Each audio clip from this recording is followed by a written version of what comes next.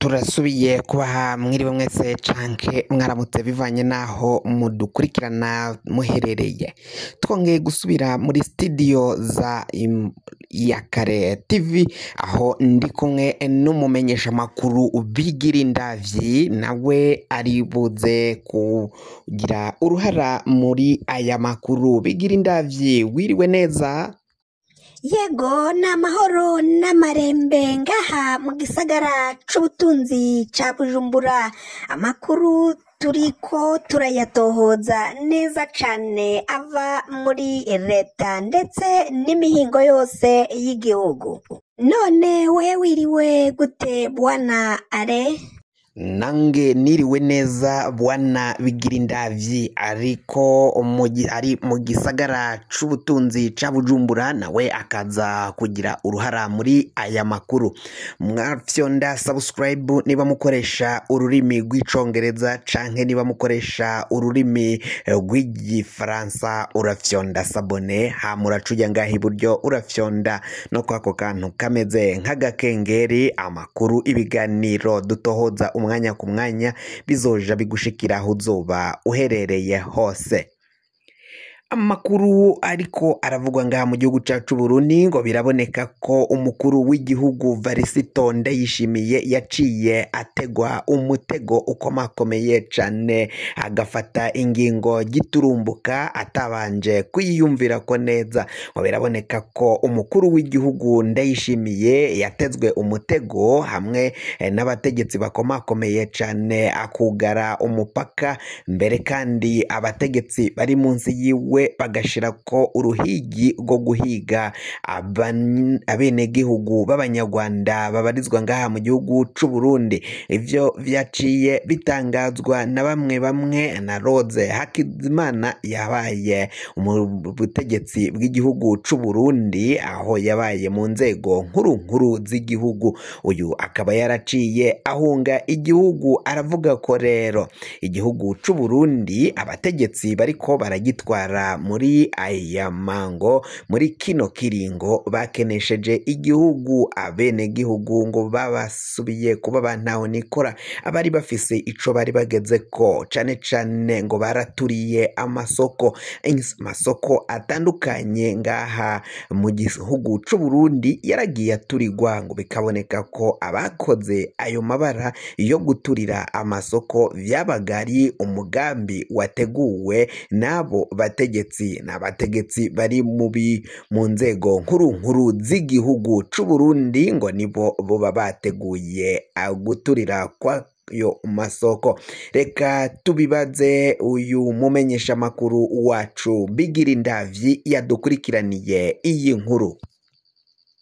Rose Hategekimana, uyu yarabaye mu nzego nkuru z'igihugu cacu c'u Burundi, ariko kuri ubu ngubu yaraciye ahunga igihugu, ntago ari ngaha mu gihugu cacu c'u Burundi. Yaciye yikora mu gahogo, avuga ukungene umugambwe CNDD FDD, umugambwe uri ku butegetsi, biboneka ko ari wo ukenesheje igihugu. Yaciye asubira kuvuga ukungene kugara imbibe z'igihugu, bakugara umupaka uva mu gihugu kibanyi c'u Rwanda ari amakosa akomakomeye cane.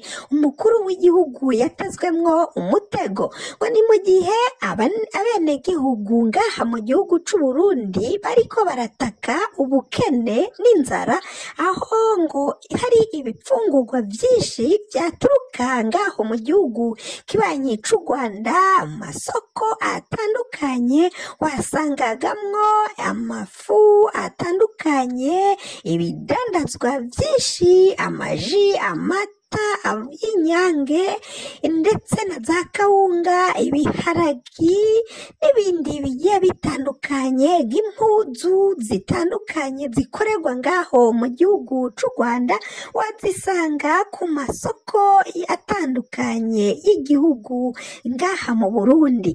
Ariko ngo kuva umukuru w'igihugu aciye yugara imipaka, ngo bigiye kunyuka ibintu bibe bibi cane. Igitoro ngaha mu gihugu c'u Burundi carabuze. esanse yarabuze n'amazutu kandi amahera y'amadovize yaraciye abura ngo bimwe rero vyova canke vyoturuka ngaho mu gihugu kibanyi c'u Rwanda bigashika ngaha ku mahera makeyi umunyagihugu akabironka bitazimvye cane. Kuri ubu ngubu atayindi soko abarundi bazosubira guhahirako atari ukuja ngaho mu gihugu ca Tanzania, niyo ibiribwa bizoba biriko biraturuka, mu gihe ivyava mu Uganda inzira yagomba kubishikana ngaha mu gihugu c'u Burundi yari inzira ya Kigali, Kampala, Bujumbura, Kigali, Kampala. Iyo yari inzira yorohera abadandaji b'igihugu cacu c'u Burundi kuja kuzana ibidandazwa ngaha mu gihugu c'u Burundi. Ivyo vyose vyaciye bishikirizwa na Rose Hakizimana yabaye mu nzego nkuru z'igihugu c'u Burundi, ariko akaba yaraciye ahunga igihugu aho ari hanze mu makungu, akavuga ko iyi ngingo yo kugara imbibe z'igihugu kibanyi c'u Rwanda gitatekerejwe ko neza ngo babanze biyumvire barabe bayisuzume ingaruka izotera abenegihugu bakiri batoyi banaho nikora, kuko abo bategetsi bo ntibaraba ivy'umwenegihugu wo hasi, ivyo abagomba kugerako ubuzima bwe bwa misi yose. Urakoze cyane Bigirindavyi kuri iyo nkuru wadutohoreje y'ukungeni bamwe mu bapolitisiye bariko barabona ivyo gufunga imipaka vyakozwe n'umukuru w'igihugu Varisito Ndayishimiye, ngo biraboneka ko rero ibintu bibandanya kunyuka, uruhagarara hagati y'abenegihugu ngaha, haba abenegihugu batoyi bariko baribaza ukungene abanyarwanda bari ngaha mu gihugu c'u Burundi bagiye gufatwa bagapfungwa kandi bazira ubusa. Bamwe ngo bahejeje guhagarikwa bapfungiye mu dusho tw'igipolisi dutandukanye, bamwe abaryango babo ngo bariko barakurikirana barabe uko borekugwa bagasubira kurungikwa mu gihugu cabo bari baciye bavamwo baza kugenderera no kuramutsa gwene wabo ruri ngaha mu gihugu c'u Burundi. Bamwe bari mu gisagara c'ubutunzi ca Bujumbura, abandi bari mu ntara zitandukanye. Intara ya Cibitoke niyo ifise abanyarwanda benshi bariko bashaka canke bipfuza kujabuka basubira mu gihugu cabo.